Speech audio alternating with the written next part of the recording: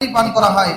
এই জমজমের পানির ফজিলত সম্পর্কে সহিহুল জামে আত-তাবরানী এই মুজাবুল আওসাত সেখানে হাদিস এসেছে, খায়রু মাইন আলা ওয়াজিল আরদি মাউ জামজামা ওয়া ফীহি তুআমুন মিনাত তুবি ওয়া শিফাউন মিনাস সুকুম।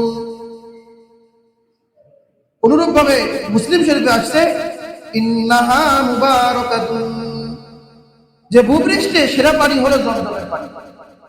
ভূপৃষ্ঠে যত পানি আছে সবচেয়ে সেরা পানি কি? জমজমের পানি। যে এর মধ্যে রয়েছে পুষ্টিকর খাদ্য এবং রোগ মুক্তি। এবং নবীজি মুসলিম শরীফে আসছে, ইন্নাহা মুবারাকাতুন, এটা হলো বরকতপূর্ণ পানি।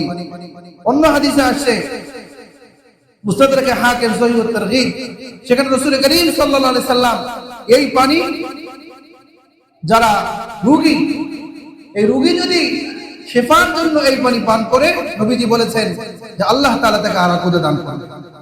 এই পানির মাধ্যমে আশ্রয় প্রার্থনা করলে আল্লাহ তাআলা তাকে আশ্রয় দিবেন। আর বলেছেন তুমি পরিতৃপ্তির সাথে পিপাসা নিবারণ করো এবং আল্লাহ তাআলার কাছে দোয়া করো। জমজমের পানি পান করেও যদি কেউ দোয়া করে, আল্লাহ তাআলা সেই দোয়াও কি করেন? কবুল করেন। অন্য হাদিসে আসছে যে সহিহুল জামে এবং সহিহা, সেখানে এসেছে যে জমজমের পানি নবী আলাইহিস সালাম নিজে বহন করে নিতেন অথবা রোগীদের মাথায় ঢালতেন এবং তা পান করেন। এজন্য যে বাংলাদেশেও জমজমের পানি কিনতে পাওয়া যায়, কিন্তু এটা আসল জমজমের পানি কিনা এটা নির্ণয় করা কি মুশকিল।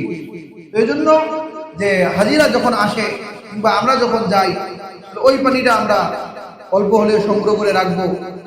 কঠিন রোগে আক্রান্ত, যে যার কোনো চিকিৎসাই নেই, এমন রোগীকেও যদি আমরা বরকতের জন্য আল্লাহ নবীর বাণী অনুযায়ী তাকে খাওয়াই, আল্লাহ তাআলা চাহে এই বরকতেই তাকে কি করে দিবেন? সুস্থ করে দিবেন।